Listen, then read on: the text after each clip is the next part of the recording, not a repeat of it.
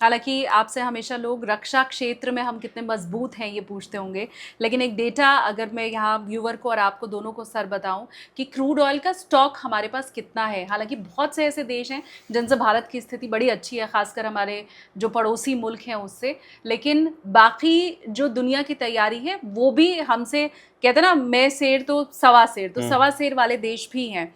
Japan के पास 254 days का oil stock है, सिंगापुर के पास 245 डेज का है, साउथ कोरिया 210 दिन, चाइना भी 200 दिन के तकरीबन, हालांकि क्लियर डेटा चाइना का नहीं है, 100 से 200 दिन वहां के लिए करेक्ट। बताया जाता है। जर्मनी 90 दिन है, फ्रांस 90 दिन है। अब इन सब में थोड़ा नीचे इंडिया तकरीबन हमारे पास 70-75 दिन का क्रूड ऑयल रिजर्व में है। पाकिस्तान का हाल तो बड़ा बुरा है सर, वहाँ 3 दिन का ही सिर्फ रिजर्व है ऑयल का। और पाकिस्तान से ऐसी खबरें भी आनी शुरू हो चुकी हैं कि वहाँ पे अब स्कूल बंद होने की शायद नौबत आ चुकी है। हालांकि स्कूल अमेरिका में भी बंद होने की नौबत आ गई है, वहाँ पे भी वर्क फ्रॉम होम और कॉलेजेस, स्कूल, जितने भी काम घर से हो सकते हैं वो कह दिया गया है। अब मैं इसमें ये समझना चाहती हूँ कि दुनिया जिस ओर जा रही है, चलो आज तक नहीं चेते, जब जागो तभी सवेरा, क्या आपको लगता है कि न सिर्फ रक्षा क्षेत्र में आत्मनिर्भर बल्कि इकोनॉमी के क्षेत्र में भी हम जो डिपेंड हैं दूसरों के ऊपर, वो आत्मनिर्भर बनाने की तैयारी अब शुरू करनी होगी, क्योंकि कल कुछ भी हो सकता है क्या? शालिनी, इस मामले में मैं ये कहना चाहूँगा आपके दर्शकों को कि तैयारी ऑलरेडी शुरू हो चुकी है। 2018 में पहली बार इंडिया और यूएई के बीच में डील हुई थी, जिसके अंतर्गत यूएई ने इंडिया में अंडरग्राउंड कैबिन्स में स्ट्रेटेजिक ऑयल रिजर्व्स स्टोर करने की डील की थी। मेरे ख्याल से 400 या 450 मिलियन डॉलर की थी। उनमें 4 में से मेरे ख्याल से 2 कैबिन्स में ऑलरेडी ऑयल स्टोर हो चुका है, या 4 में हो चुका है, मुझे पक्का याद नहीं है। और उसी की वजह से जो आज आप फिगर कह रही हैं कि 70-74 दिन का जो ऑयल रिजर्व है, वो 2 प्रकार से होता है। एक होता है जो आपके पास ऑयल रिजर्व्स लैंड के ऊपर होते हैं, जो कि मैंने आपको बताया स्ट्रेटेजिक ऑयल रिजर्व 2018-19 के बाद से हमने शुरू की है मुहिम। और दूसरे होते हैं फ्लोटिंग ऑयल रिजर्व, जो कि इंडियन टैंकर्स में होते हैं, जो कि अरेबियन सी या कहीं पे एन रूट होते हैं, जबकि उनको कॉल अप किया जाता है जब भी उस ऑयल की ज़रूरत होती है। उसके अलावा जो मुझे जो ऑफिशियल जानकारी है वो ये है कि इंडिया ने स्ट्रैटेजिक ऑयल रिजर्व फेज़ 2 के तरफ भी काम शुरू कर दिया है, जिसके अंतर्गत सिमिलर कैपेसिटी जो यूएई के ने बनाई थी, वो यूएई या किसी और खाड़ी देश या किसी और देश के साथ कोलैबोरेशन में उसको किया जाएगा। सो हमारे साथ प्रॉब्लम क्या है कि हमारा जो बेस था वो बहुत लो था। हम 0, 4, 5, 10 से शुरू करके अब आज 50, 60, 70 तक पहुँचे। तो आपकी बात बिल्कुल सही है, बट मेरे हिसाब से ये मुहिम जारी है। कहीं पे अभी अटकी होगी कोई लैंड एक्विजिशन या कुछ ना कुछ जो ब्यूरोक्रेटिक हैसल्स हमारे यहाँ पे होते हैं, उसमें कहीं ना कहीं अटकी होगी। बट जितनी मेरे को जानकारी है, phase 2 of strategic oil reserves जो कि अंडरग्राउंड कैबिन्स में इंडिया में लगाने हैं, उस पर काम ऑलरेडी शुरू हो चुका है इस लड़ाई शुरू होने से पहले। भारत कहाँ खड़ा दिखाई दे रहा है, किसके साथ दिखाई दे रहा है? युद्ध शुरू होने के पहले तक हमें यही मालूम था कि इजराइल से तो हमारी दोस्ती सदियों पुरानी है, ईरान भी हमारा दोस्त है ही, अमेरिका हमारा दोस्त है, ऐसा क्लेम हम पता नहीं कब से करते चले आ रहे हैं। तो अब जब ये तीनों ही दोस्त हैं और फिलहाल जो तस्वीर दिखाई दे रही है, वो कुछ लोगों का ऐसा कहना है कि शायद हम इजराइल की तरफ ज़्यादा झुके हुए दिखाई दे रहे हैं। क्या आपको भी ऐसा लगता है, या आप ये मान के चल रहे हैं कि भारत जो हमेशा से कहता रहा है कि हम तो न्यूट्रल कंट्री हैं, हम न्यूट्रल दिखाई दे रहे हैं या इजराइल की तरफ हैं? ये शालिनी जी बहुत इम्पोर्टेंट सवाल है, और पूरी स्ट्रैटेजिक कम्युनिटी में इसके बारे में डिस्कशन चल रहा है। बिकॉज ये कई लोगों को समझ नहीं आ रहा है कि भाई ये हुआ क्या है। और क्योंकि इंडिया की जो सबसे बड़ी ताकत थी, जो फॉरेन पॉलिसी सक्सेस का जो सबसे बड़ी ताकत थी, वो थी हमारी ability to exercise strategic autonomy. यानी हम अपने नेशनल इंटरेस्ट और अपने हिसाब से किसी भी देश के साथ इंटरेक्ट करते थे। ये नहीं थे कि हम इस खेमे में हैं या उस खेमे में हैं। बट इस बार जिस तरह से हालात बने हैं, भारत को अपनी पोजीशन एक्सप्लेन करना खुद के लिए मुश्किल हो रहा है। क्यों? सबसे पहली जो लोग सवाल कर रहे हैं कि भाई जब ईरान के ऊपर लड़ाई के बादल इतने गहरे हो रहे थे और आप यूनाइटेड स्टेट्स और इजराइल के इतने क्लोज पार्टनर हैं, यानी आपके साथ भी शेयरिंग और इन्फॉर्मेशन कुछ ना कुछ ज़रूर चल रही होगी, तो 25 और 26 तारीख को हमारे प्राइम मिनिस्टर मोदी इजराइल क्यों गए? और उसका आपने खामियाजा देखा। अभी कुछ दिन पहले, 3-4 दिन पहले, जब प्राइम मिनिस्टर नेतन्याहू किसी मिसाइल स्ट्राइक साइट को देखने गए थे तो उन्होंने बड़े जोश के साथ कैमरे में कहा कि आई thank prime minister Modi and India for supporting Israel and standing by us. दूसरा, जिस दिन लड़ाई छिड़ी उस दिन हमने इजराइल और यूएस ने प्रीएम्प्टिव स्ट्राइक्स किए थे, बट हमने उनकी कोई कंडेमनेशन नहीं की, बट हमने कंडेमनेशन की ईरान की, जिसने कि खाड़ी देशों के ऊपर काउंटर स्ट्राइक किए। स्ट्राइक नहीं था, काउंटर स्ट्राइक था। दूसरी बात, हमने सारे खाड़ी देशों के प्राइम मिनिस्टर ऑब्लिक प्रेसिडेंट से बात की है अपना कॉन्डोलेंस देने के लिए, क्योंकि उनके देशों में अटैक गए हैं एट्सेट्रा, बट हमने ईरान के ऊपर इनफैक्ट जो 165 लड़कियां मारी गई स्कूल में, उसके ऊपर भी हमने कोई कंडेमनेशन नहीं दिया है। जबकि अगर आपको याद हो, गाज़ा वॉर में जब भी मास सिविलियन कैजुअलिटीज़ होती थी तो इंडिया स्टैंड लेता था कि भाई लड़ाई में सिविलियन कैजुअलिटीज़ को मिनिमाइज़ करना चाहिए और कोई इस तरह का इंसिडेंट नहीं होना चाहिए। तीसरी बात, सुप्रीम लीडर खमेनी की डेथ हुई, उसको टारगेटेड असैसिनेशन में उड़ाया गया, बट जैसा मैंने आपको पहले कहा, वो सिर्फ पॉलिटिकल हेड ऑफ स्टेट नहीं थे, वो स्पिरिचुअल और रिलीजियस लीडर भी थे। चाहे किसी भी कंडीशन में और किसी भी ऑपरेशन में उनको असैसिनेट किया गया, एक normal protocol of condolence message India की तरफ से जाना चाहिए था, वो नहीं गया। बहुत pressure, internal and external pressure जब आया, उसके बाद फॉरेन सेक्रेटरी विक्रम मिस्री ने जाके कॉन्डोलेंस बुक को साइन किया, जो कि ईरान एम्बेसी में यहाँ पे लगाई गई थी। और अभी तक जब ये आपसे बातचीत शुरू हुई, मैंने नहीं देखा है कहीं पे कोई मैसेज, और पता नहीं मुझे बनता है या नहीं बनता है, वो तो सरकारी प्रोटोकॉल को ज़्यादा मालूम होगा, कि जो नए supreme leader head of state appoint हुए हैं, इनके लिए हमने कोई मैसेज भेजा है या नहीं भेजा है। सुनने में तो नहीं आया। सो आप ये देखिए कि जैसा कि एक बहुत सीनियर रिटायर्ड एम्बेसडर में से 2-3 दिन पहले जब मेरी बात हो रही थी, वो कह रहे थे कि पॉलिसी से ज़्यादा परसेप्शन मैटर करता है, और आज की तारीख में परसेप्शन ऐसा बनता जा रहा है कि क्या कारण है ये किसी को नहीं मालूम, बट भारत एक साइड की तरफ झुकता नज़र आ रहा है, जो कि हमारा कभी भी नहीं होता था। हम हमेशा सेंटर में रहते थे, और इसीलिए हमारी एबिलिटी होती थी कि हम जब भी कोई लड़ाई छिड़ती थी तो दोनों पार्टियों से इक्वली बात कर पाते थे और उनको एक दूसरे की मुद्दे समझा पाते थे। आज वो मुझे थोड़ा हिलता हुआ दिख रहा है। ऐसी भी खबरें और मीडिया रिपोर्ट्स थी कि शायद ट्रम्प की एप्स्टीन फाइल इजराइल के पास है, और इसीलिए वो अमेरिका को राज़ी कर पाया इराक पर हमला करने के लिए। अभी थोड़ी देर पहले आपने भी कहा कि अमेरिका के साइड से तो ये खुद स्टेटमेंट दिया गया है कि क्योंकि इजराइल कूद ही रहा था तो हमें लगा कि और गड़बड़ हो तो चलो हम भी कूद जाते हैं, जो कि अमेरिका जैसे देश के लिए ये स्टेटमेंट समझ आने वाला नहीं है, परे है। मतलब अमेरिका तो वो देश है ना जो रोकता है कि नहीं जी तुम्हें नहीं जाना है, अच्छा तुम कूद रहे हो तो हम भी कूद जाए, ऐसा देश है नहीं अमेरिका। तो मीडिया रिपोर्ट्स ये कह रही हैं कि शायद ट्रम्प की एप्स्टीन फाइल थी इजराइल के पास। ऐसी कोई बू आती हुई आपको भी लग रही है क्या? शालिनी, ये हो भी सकती है, नहीं भी हो सकती है, ये सब स्पेकुलेशन के दायरे में है। बट इतना ज़रूर है कि इजराइल के पास यूएस की कोई ऐसी नब्ज़ है जो कि वो यूएस से खासकर इस रीजन में जो लड़ाई के मुद्दे हैं उस पर वो यूएस को मनवा पाता है। चाहे वो पहले ट्रम्प 1.0 में देखें, चाहे आप अभी देखें, चाहे आप बाकी देखें, तो इजराइल के पास कोई तो ऐसी नब्ज़ है, चाहे अभी एप्स्टीन फाइल का कोई मुद्दा होगा या कोई और मुद्दा होगा, या फिर जो फेमसली कहा जाता है कि भाई अमेरिका में जूइश लॉबी बहुत स्ट्रॉन्ग है और वो पॉलिसी डायरेक्शन को जो है वो डिसाइड करती है, जो भी है। बट एंड मुद्दा ये है कि इजराइल के पास ऐसी कोई यूएस की नब्ज़ है जो दबाता है और यूएस उसकी बात मानता है। अमेरिका का ये कहना है कि हम हर उस देश के ऊपर हमला कर रहे हैं जो कि सो कॉल्ड वो क्लेम करते हैं जो आतंकवाद को बढ़ावा दे रहे हैं। हम सदियों से पाकिस्तान के आतंकवाद का सामना कर रहे हैं, और पाकिस्तान जितना भी फला फूला है उसमें बहुत बड़ा हाथ अमेरिका का ही है। अमेरिका जो एड देता है पाकिस्तान को, उसका इस्तेमाल पाकिस्तान की अर्थव्यवस्था बढ़ाने के लिए तो नहीं होता है, आतंकवाद बढ़ाने के लिए ज़रूर होता है।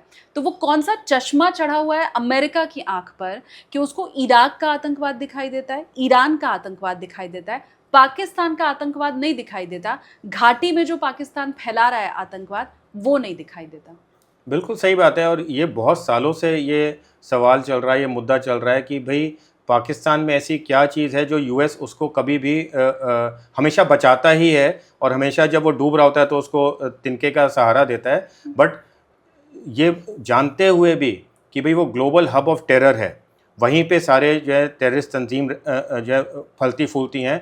इनफैक्ट वहाँ की एक स्टेट पॉलिसी है कि टेररिज्म को बढ़ावा देना, और किसी देश में इस समय मेरे ख्याल से कोई ऐसी स्टेट पॉलिसी नहीं होगी।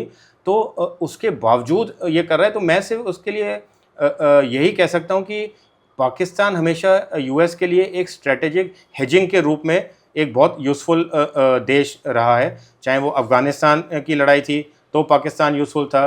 अब आप देख रहे हैं पाकिस्तान यूएस के लिए यूज़फुल इसलिए दिख रहा है बिकॉज वो ईरान के ईस्टर्न बॉर्डर पे बैठा हुआ है। और एक ऑप्शन है जो कि कुछ खबरों में आ रहा है, सच्चे हैं गलत है मुझे मालूम नहीं, कि पाकिस्तान के बेसिस को भी यूएस यूटिलाइज़ कर रहा है ईरान पे अटैक करने के लिए।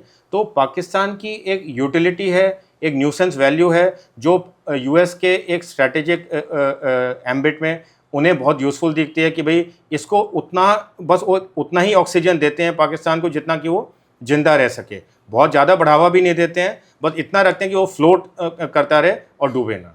और जहाँ तक हमारे को मालूम है, अनऑफिशियली कह लीजिए या मीडिया के थ्रू कह लीजिए, कि अमेरिका के बहुत सारे न्यूक्लियर एसेट्स भी पाकिस्तान में हैं। और अगर आपको याद हो, जब नूर खान बेस के ऊपर हमारा ब्रह्मोस मिसाइल गिरा था पिछले साल, तो ये बहुत स्पेकुलेशन चल रही थी कि ऐसा धमाका हुआ है या ऐसी तबाही हुई है या एकदम से सीज फायर हुआ है। चांसेस थे कि हमने कोई ऐसी जगह पे हमला किया है जो कि अमेरिका और पाकिस्तान दोनों के लिए बहुत ही सेंसिटिव था। तो कुछ है, बट वो जब पता चलेगा तब पता चलेगा। इंतज़ार हम करेंगे उस दिन का भी। मुझे ये बताइए सर, अब ये पूरी लड़ाई आपको किधर जाती हुई दिखाई दे रही है? कल ही ट्रम्प का स्टेटमेंट आया जिसमें उन्होंने ये कहा कि अब तो हमारा काम हो गया है और बहुत जल्द लड़ाई ख़त्म हो जाएगी। उसके तुरंत बाद ईरान की तरफ से स्टेटमेंट दिया गया कि अब अमेरिका ये तय नहीं करेगा कि लड़ाई कब ख़त्म होगी, अब हम तय करेंगे कि लड़ाई कब ख़त्म होगी। आपको क्या लगता है, उन सब की ताकत देखते हुए, बची हुई रसद देखते हुए, दोनों तरफ के स्टेटमेंट देखते हुए, ट्रम्प की दिमागी हालत देखते हुए, ये लड़ाई कितना चलने वाली है?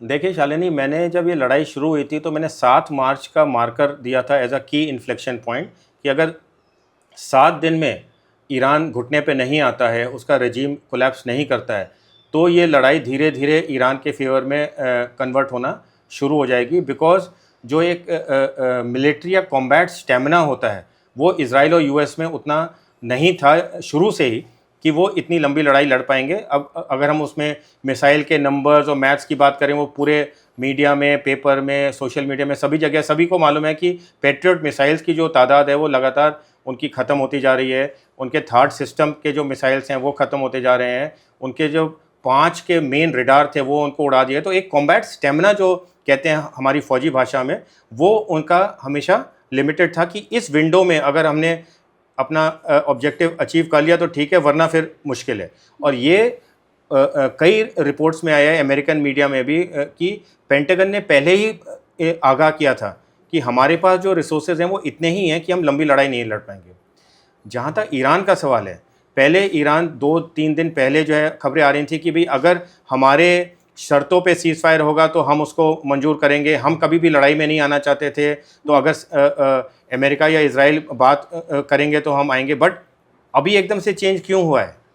क्योंकि अभी तक आपकी जो लीडरशिप थी वो एक इंटरिम काउंसिल के अंडर थी, जिसमें प्रेसिडेंट था, गार्जियन काउंसिल का एक बंदा था और हेड ऑफ जुडिशरी था। अब तो सुप्रीम लीडर आपको मिल गया है ना। सो नाउ जो डायरेक्शन आएगा, जो एक डिसीजन मेकिंग अथॉरिटी होगी, वो अब एक बहुत ही डायरेक्टेड और पिन पॉइंटेड होगी। दूसरा, जितनी भी हमें इनपुट्स मालूम है, मुश्तबा का आईआरजीसी के साथ बहुत घना क्लोज रिलेशनशिप है।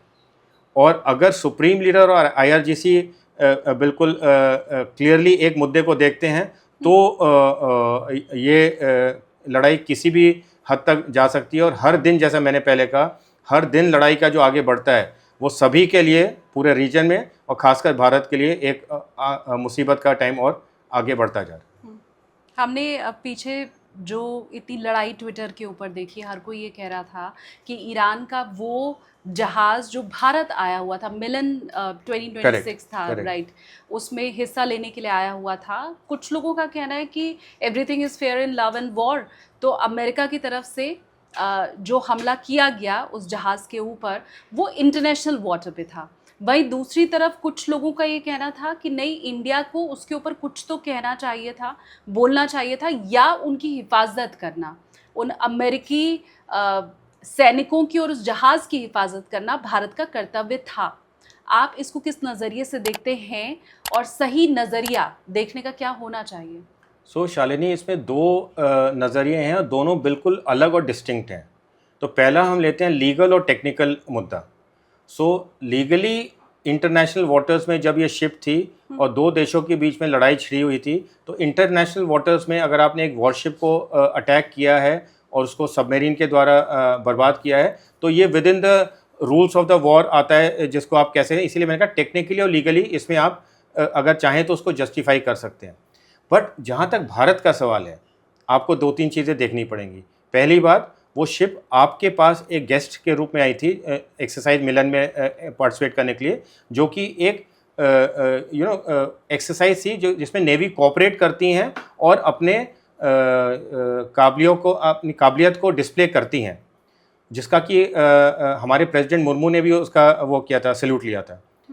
पहली बात ये है। दूसरी बात है जो मैं सवाल कर रहा हूँ कि हमारी भारतीय जो हम भारत में हैं, वो हम कहते हैं हमारी नेवी इतनी स्ट्रॉन्ग और पावरफुल है कि हम इंडियन ओशन रीजन में नेट सिक्योरिटी प्रोवाइडर का रोल निभाने जा रहे हैं।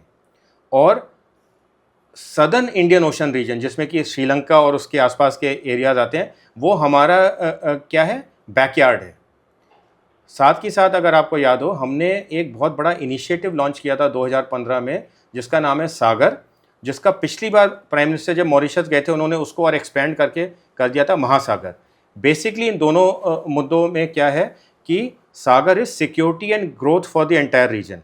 यानी इंडियन नेवी अपने साथ के साथ जो बाकी लिटोरल स्टेट्स हैं वहाँ पे, बिकॉज वो ग्लोबल साउथ के हैं, अफ्रीका के हैं, जिनके पास इतनी ताकत नहीं है, उनके साथ मिलके कोलैबोरेटिव अप्रोच, कोऑपरेटिव अप्रोच लेके एक सभी के लिए मैरीटाइम सिक्योरिटी का अरेंजमेंट करेगी। तो अगर हम नेट सिक्योरिटी प्रोवाइडर का रोल देखते हैं अपने लिए और ये देखना चाहते हैं कि भी हम आगे आने वाले समय में किस प्रकार इंडियन ओशन में डोमिनेट कर सकेंगे, तो मेरा सवाल ये है कि क्या हमें जानकारी थी कि हमारे बैकयार्ड में यूएस की न्यूक्लियर पावर्ड सबमरीन ऑपरेट कर रही है? अगर थी और उसके बाद हमने जो किया तो मुझे उसमें कोई प्रॉब्लम नहीं है, बिकॉज सबसे पहला सवाल है कि भी हमें डोमेन अवेयरनेस, मतलब हमें अवेयरनेस थी। अगर सवाल ये जवाब निकलता है कि हमें मालूम ही नहीं था कि वहाँ पे न्यूक्लियर सबमरीन आई हुई है हमारे बैकयार्ड में, तब तो बहुत बड़े सवाल उठते हैं ना। फिर तो हमारी काबिलियत पे सवाल उठता है। अगर थी और हमने नहीं किया, या इन्फॉर्मेशन एक्सचेंज की, किस लेवल तक की, या हमने डिसीजन लिया नहीं लिया, उन्होंने हेल्प नहीं मांगी इसलिए हमने जाने दिया, वो तो साइड के मुद्दे हैं, आगे भी डील के। बट सबमरीन को क्या ट्रेस कर पाना आसान होता है? हम क्या, क्योंकि रडार सिस्टम की हम जो बात करते हैं वो तो शायद सतह के ऊपर के लिए होता है, क्या सबमरीन को भी हम ट्रैक कर सकते हैं कि हमारे आसपास कौन है, किस देश की है, क्या चल रहा है, होता है? बिल्कुल। नेवी के लिए सरफेस शिप से ज़्यादा सबमरीन जो अंडर वाटर एसेट्स होते हैं उनका ट्रैक रखना ज़रूरी है। और इसीलिए जो उनकी भाषा में कहा जाता है मैरीटाइम डोमेन अवेयरनेस, वो सबसे इम्पोर्टेंट मुद्दा है उनकी सिक्योरिटी में। अगर आपके एरिया ऑफ ऑपरेशन में या एरिया ऑफ इन्फ्लुएंस में कोई नेवल एसेट्स आपके एडवर्सरी के हैं जिसके बारे में आपको जानकारी नहीं मिल रही है, तब तो फिर पूरा मुद्दा ही फेल हो जाएगा ना। तो अमेरिका बताता या नहीं बताता, हमें तो ऑटोमेटिक मतलब हमारा इनपुट बताना चाहिए था कि अमेरिकन सबमरीन वहाँ पे है। मैं वही सवाल कर रहा हूँ कि अगर हमें नहीं मालूम चला कि अमेरिकन सबमरीन वहाँ पे है, तो मेरे लिए ज़्यादा प्रॉब्लम है, बिकॉज फिर वो हमारी एक नेवी की जो काबिलियत है और जो हम प्रोजेक्ट करते हैं उसमें कहीं ना कहीं हमें गैप नज़र आ रहा है। और उस गैप को अगर है तो उसको प्लग करना बहुत ज़रूरी है, बिकॉज आज अमेरिकन शिप थी जिसने कि ईरानियन अमेरिकन सबमरीन थी, कल अगर चाइनीज़ सबमरीन आके बे ऑफ बंगाल या अरेबियन सी में घूम घाम के पूरी इन्फॉर्मेशन लेके चली जाए और हमें पता ना लगे, फिर तो नॉलेज होना अपने बैकयार्ड में, एरिया ऑफ ऑपरेशन इन्फ्लुएंस में नॉलेज होना, वो मेरे लिए ज़्यादा बड़ा मुद्दा है।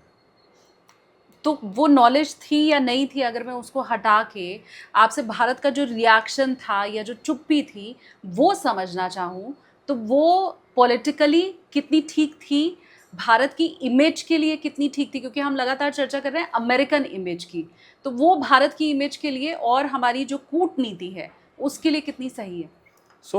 मैं इसमें ये कहूँगा कि लीगली और टेक्निकली वाले इशू को अगर हम छोड़ दें, तो अगर मैं सलाहकार होता या मैं सलाह देने के उस मुद्दे पे होता, तो इमिजिएटली हमें कम से कम ये करना चाहिए था कि हमें कॉन्डोलेंस देना चाहिए था कि भाई एक ईरानियन शिप जो कि इंटरनेशनल वाटर्स में थी वो कहते हैं बर्बाद की गई है, उसमें सोल्जर्स की जो डेथ हुई है उसको हम कंडोल करते हैं। ये एक बहुत अनफॉर्चुनेट इंसिडेंट है और लड़ाई में इस तरह की चीज़ें नहीं होनी चाहिए, इतना तो हम बोल ही सकते थे ना तुरंत। इससे कुछ बिगड़ता नहीं? इससे कुछ नहीं बिगड़ता, बट हमने इतना भी नहीं बोला।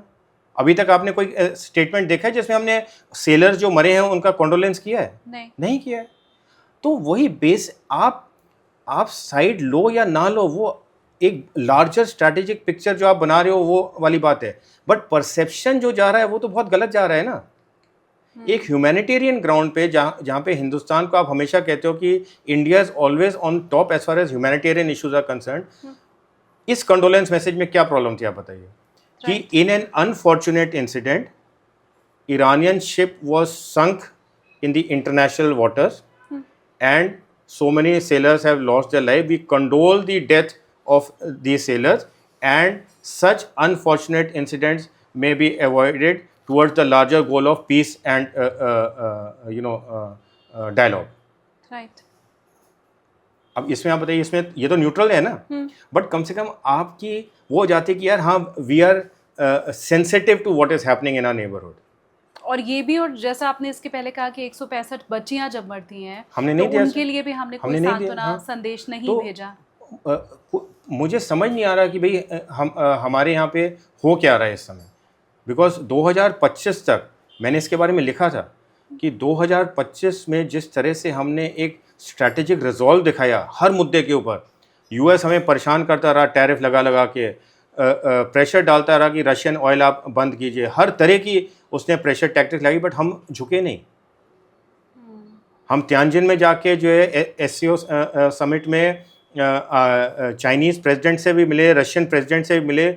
रशियन प्रेसिडेंट पुतिन दिसंबर में भारत आया, जो कि पिछले साल नहीं आ पाया था, और आपको लगता है कि यूएस को वो पसंद रहा होगा कि भारत आया? बट 2025 31 दिसंबर तक सब कुछ ठीक था। ये कैलेंडर बदलते ही हमारी फॉरेन पॉलिसी को क्या हुआ है मुझे अभी भी नहीं समझ आ रहा कि जनवरी फरवरी में आते ही हमने रशियन ऑयल लेने के लिए मना कर दिया, सडनली हमने इंटरिम ट्रेड डील ट्रंप के साथ साइन करने की अनाउंसमेंट कर दी, हमने छाबार पोर्ट से जो है अपना पूरे के पूरे स्टेक्स विड्रॉ करने की घोषणा कर दी। मतलब सडनली एक महीने में क्या हो गया कि सब कुछ टॉपसी टर्वी हो गया। चाबार पोर्ट का अभी क्या आपके पास क्या अपडेट है, क्या चल रहा है वहाँ पर, भविष्य क्या है? भविष्य तो मुझे नहीं कोई ऐसा लग रहा है as far as India is concern. अब इस लड़ाई के बाद तो और भी ज़्यादा मुश्किल हो जाएगा, बट अप्रैल तक यूनाइटेड स्टेट्स ने हमें मुद्दत वो सैंक्शन वेवर दिया था कि 26 या 25 अप्रैल तक हम छाबार से अपने जो भी काम हैं वो ख़त्म करके विड्रॉ कर सकते हैं। और जैसा अभी आपने देखा होगा कुछ दिन पहले कि उन्होंने हमें परमिशन दी है कि 30 दिन तक हम रशियन ऑयल खरीद सकते, यानी अब भारत को यूएस की परमिशन लेनी पड़ती है कि रशिया से ऑयल खरीदा जा सके। तो उसी प्रकार यूएस ने हमें परमिशन दी थी कि हम अप्रैल तक छाबार पोर्ट से अपने जो भी एसेट्स और वो हैं कर लें, कंप्लीट कर लें। और भारत ने मेरे ख्याल से एंड जनवरी तक ही $120 मिलियन का जो उनका पे आउट था वो कर दिया था, तो सारे के सारे लोग वहाँ से विड्रॉ कर लिए। बट ऑफिशियली भारत सरकार अभी भी ये कह रही है कि हम लगातार बातचीत में लगे हुए हैं कि अप्रैल से पहले इस मुद्दे का कोई ना कोई समाधान निकल जाए। ये क्या इसके पीछे एक वजह ये भी हो सकती है कि पिछली बार जब हमने ऑप सिंदूर के टाइम देखा कि पूरे विश्व में इजराइल ही एकमात्र ऐसा देश था जो भारत का साथ दे रहा था, तो अब क्या हम उसके उस कर्ज तले इतना दबे हुए हैं कि अब जब मौका मिल रहा है तो हमें लग रहा है कि लाओ भाई, हम तो वैसे ही दबे हुए हैं उनके एहसान तले कि उन्होंने हमारा बड़ा साथ दिया था ऑप सिंदूर के टाइम, तो अब जब मौका आया है तो लाओ हम भी कुछ नहीं बोलते हैं, या हम कम से कम ऐसी प्रवृत्ति बना लेते हैं कि दिखाई दे हम इजराइल के साथ हैं। संभव है क्या ये?